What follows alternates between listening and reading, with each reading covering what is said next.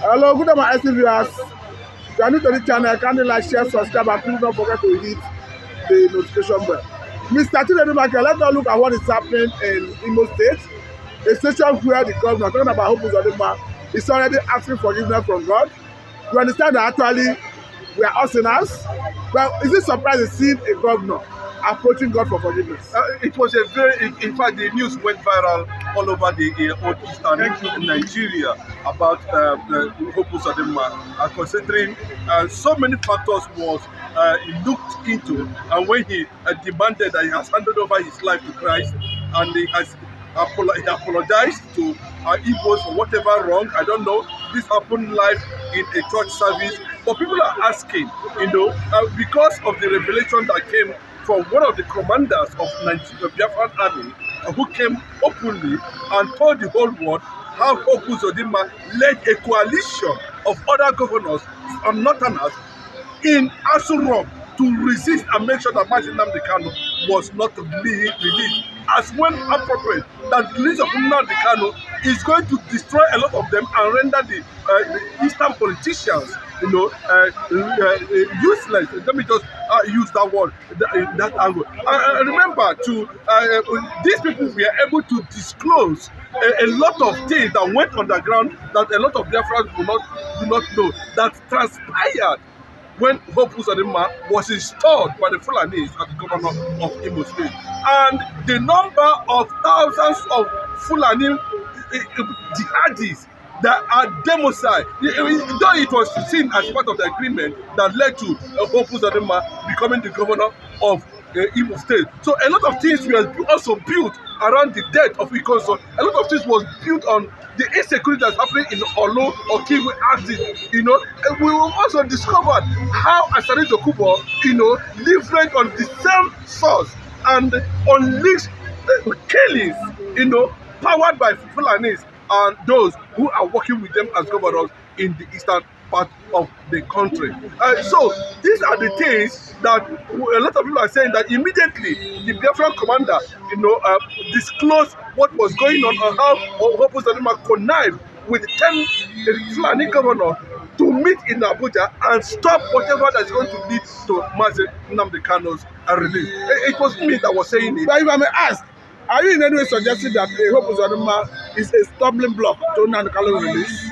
Definitely, from the revelation we just had, from the revelation that was going on, I think it has become very clear to him now that he's about to leave office, and he's going to answer questions of whatever atrocity that was recorded, that was done to Nnamdi Kanu's rendition.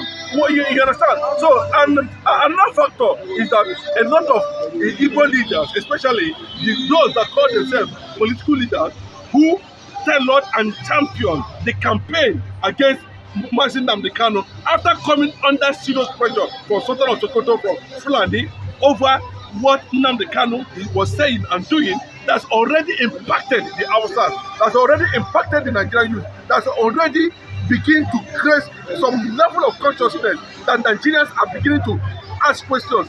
No doubt about that. Nnamdi Kanu actually waked up the consciousness of over 150 million youths in Nigeria who are already unemployed and docile, and who are now beginning to ask questions. What Nnamdi Kanu gave rise to people like, a very dark man, a lot of things like that, who came later and acknowledged that the Igbos in Benin are more than the indigenous themselves. That most of the Benin people who are in the southeast are Igbos, and the Igbos are Benin people. But that is not the area where I'm going. I'm trying to tell you that Nnamdi Kanu, through his message and campaign, was able to awaken a lot of consciousness, especially the youth. Now, let me bring this angle, because there's a growing conversation currently in the media that if Nigeria had listened to Nnamdi Kanu, that all these incessant killing, attacks wouldn't have been at this stage we are. Because we understand that currently there's a new terror group that just emerged in the North Central. And people are saying, allow Nnamdi go, approach him, let him give Nigeria template to solve Nigeria security. Yes, anybody that is taking that line might not be far from the truth.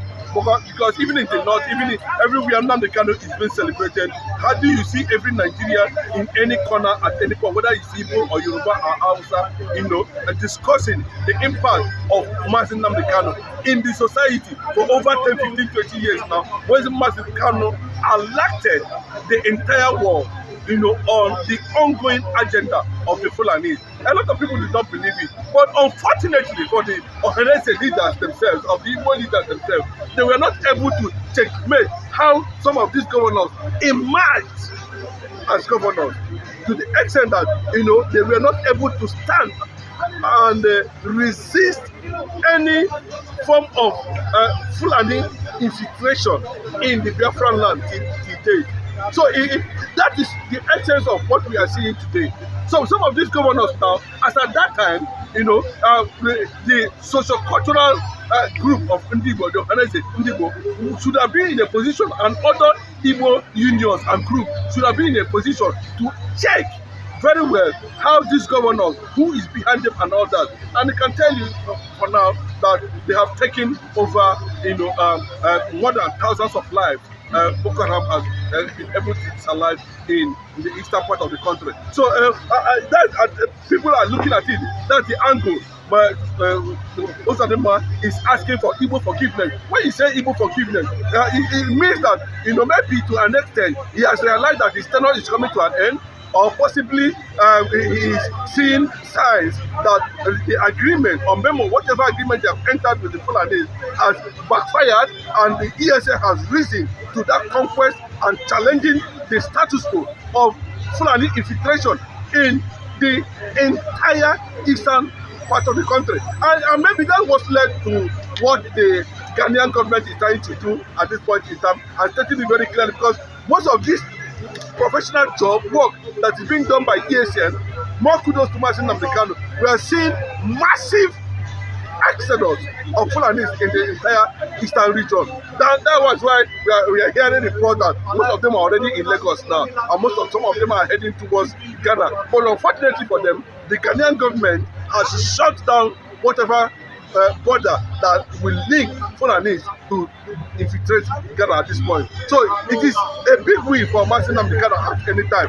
Well, the matter is still boiled down to, at this point, hope UZODIMA will be forgiven.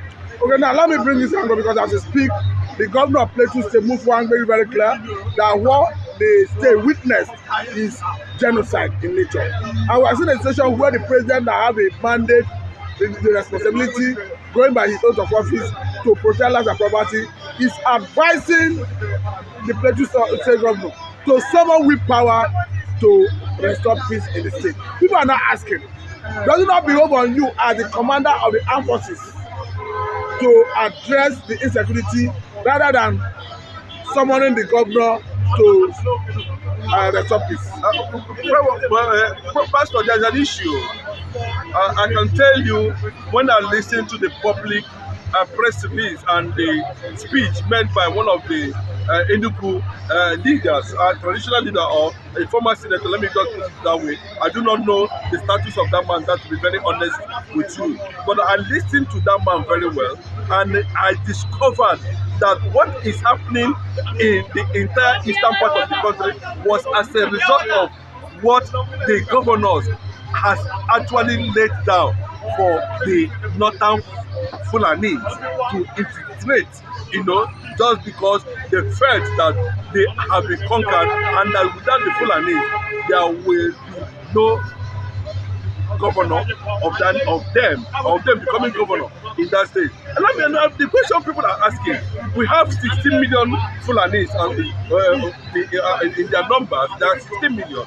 We have 66 million Hausas, and we have other tribes and other regions. Putting all of them together, we're talking about 200 million or less. Then how come 16 million Fulanis in Nigeria have defeated the over 200 million in Nigeria? It's a question Hope UZODIMA and his cronies must answer. Whether now what UZODIMA feel that we are going to forgive, when we don't know what happened to Ction, we don't know how Biafran were killed, we don't know how Nigeria terrorist army, police and the rest of them infiltrated Oro and wiped away the entire community. How UZODIMA must answer those questions? But let me even jump in here. Let me jump in here, Mr. Chinedu, you know, if you permit me. What do you think is panacea for this current problem of insecurity everywhere, particularly Fulani militia, that we are currently seeing a new terror group? Well, I think that the best way to answer that question is what Emeka Odumegwu sent in 1968 or thereabout, where he told the British government and the Fulanis that the unprovoked war against Biafra will get to a point that the people will later, even at that point, will later, rise up against them if they feel that they continue to marginalize and oppress and suppress the Igbo nation. That's what happened. So the agenda of trying to conquer Nigeria, especially the Igbo people, is what is triggering the major insecurity in the country. And of course, these guys over the years have already mapped out the whole thing. Remember, it took Babangida some time to be able to wipe away all the powerful army generals in the Middle Belt. When Buhari IBB succeeded in doing that, we saw what happened during Abu Salami. We saw how these people, to a point that nobody can stand up in the Middle Belt at the point to defend Middle Belt, because IBB has wiped away almost all the generals there. So it is a plan, it's a phase that they have been building up at the moment that they found Buhari, and it became very significant under Buhari. So the only way is when they have exhausted the issue, the issue of restructuring, it couldn't work, and the next thing is for the international community, the United Nations, to look into the Biafran issue. If the Yorubas and the Hausas want to stay together, so be it. Nobody has problem about that. But at least at this point, since it has become very clearly now that the Christian Biafrans is the target of the Nigerian Fulanis, or the Nigerian Islamic military. That is the game. So the best thing is for us to go our separate ways. But unfortunately, those who are in a position of power, who are supposed to resist some of these things, telling them, I don't know why Eastern governors will be there, and they are seeing their people killed on daily basis, and no one, not even one, no single governor can stand up. But some will say that they are handicapped, because looking at the Nigerian security architecture, the command and control system that comes from Abuja to the down, do not give the governor a role to play in the chain of command and control of the security system. But what happened when there was killing in Edo State? What was the reaction of the northern governors? We saw the reaction. We saw the resistance. We saw the threat.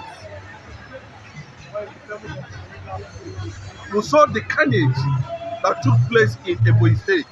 How many governors or ministers were able to come out and publicly condemn? Nobody came out. But we saw what the northern governors did when we saw what happened in Edo State. That's what we are talking about. They are in charge. That is it. So imagine a situation where Mazi Nnamdi Kanu were not able to establish something like ESN. Imagine what would have happened. And still, UZODIMA led a military force, the same thing that the governor of Anambra is doing at this point in time. They connect together. They say one is a Bubago, one is this, and they were killing the Biafrans themselves, creating more space, creating the understanding that the Fulanis can easily come in and do anything and nothing will happen. When they are trying to create this thing that is countering what is happening now. Well, let us even look at this Hausa waking up recently to realize that there's a difference between Hausa and Fulani. You can clearly see an Hausa man in a viral video trying to differentiate between Hausa and Fulani. And this is a situation Mazi Nnamdi Kanu have canvassed and worried about the Hausas allowing the Fulani to subjugate them and dominate them. Unfortunately, I don't know how serious the Hausa youths are, but there's a lot of campaign, going on there. I think they are trying to mobilize themselves, but I don't know how they are going to rise against 16 million Fulani. Don't be sad. In the north, I don't know how they intend to achieve that. Most of them are emirs, most of them are governors, and all the rest of them. Most of them have alliance with Boko Haram, championing. Yeah, it's a wonderful edition of Politics on the Street today. Today, it's no news that Dr. Ngozi Orabueze is set to commission the first Biafra Washington Embassy. Some persons are of the view that what has Dr. Ngozi Orabueze done to the history and to the struggle. Now she's bringing what she has done, that Donald Trump is set to commission this embassy. And then we've seen some persons come out to say that that embassy is just a jamboree. Such thing will never come into reality. Such thing will never come into existence. But the truth of the matter is that these people, are they not tired of the Fulani killings in Nigeria? Are they not tired? Just of recent, some days ago, the Fulani invaded Plateau State and killed over 16 people. Plateau State is now a crime zone whereby the Fulani can easily perpetrate their acts. And now nobody, even the government, is not coming out to condemn this killing. We don't know if the government indirectly or directly, they are the ones sponsoring this killing. And now we've seen someone who has taken over this freedom, this agitator, all to ourselves to make it a reality. And yet some persons are still coming out to condemn this woman, saying that this woman cannot lead the Biafra struggle. Then tell me, who is then fit to lead the struggle? Now that Mazi Samonepa has been given some restrictions of social media, and now we've seen someone who has come out of our own free will to lead this struggle.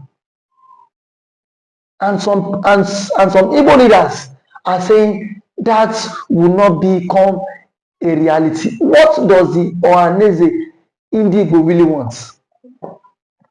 What does the Igbo's elders who have been bribed by this government, what do they really want? They want everybody in the entire race to be wiped out, so that nobody can come out and speak about the illegal mines in the southeast, where we've seen some identified persons being killed on a daily basis.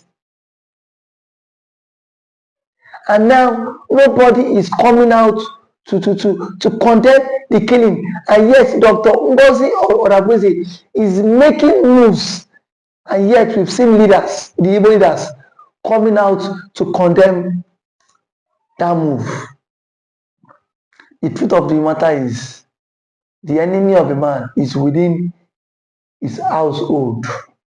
And we've seen that those who are against the Biafra struggles are not even outsiders.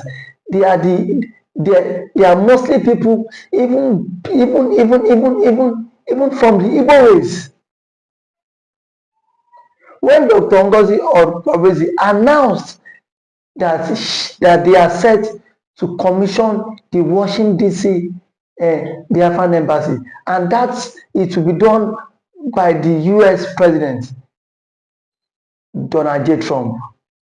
We've seen Bianca Ojukwu tweets saying it is a lie from the pit of hell. Why don't you wait until that becomes a reality? Why can't you wait until it becomes a reality? The same people that was being used to kidnap Mazi Nnamdi Kanu all the way from Kenya. The same people that was being used to orchestrate the illegal arrest of Mazi Samuel. And now we've seen a woman championing this case, this cause for referendum. And those who were supposed to champion this cause for referendum have even sold out in the freedom. They've sold out. What is it? Indigo have sold out. Southeastern governors have sold out, despite the killings in their domain, despite what is happening in their domain. Nobody is coming out to confront the government and tell them enough is enough. What we have today is people who are only after their own tummy, their own stomach. Is this how Mazi Nnamdi Kanu stood for the Biafra cause? Mazi Kanu stood for it with his life, despite the pains that man is going through today. The man has not renounced the struggle for Biafra. The man has not renounced the struggle for the agitation. But yet, we have some elders who claim they are evil elders. They are neither there or there. All what they do is today, Biafra in the morning, and then they would agitate for Biafra in the morning, and at night they are having meetings with those in the presidency just to scuttle the struggle. I am saying it here that nobody born of human can scuttle the struggle, because already the Biafra struggle is an ideology that can never be wiped out. It's an ideology starting from the days of Odumegu Ojukwu, until date it is still waxing stronger.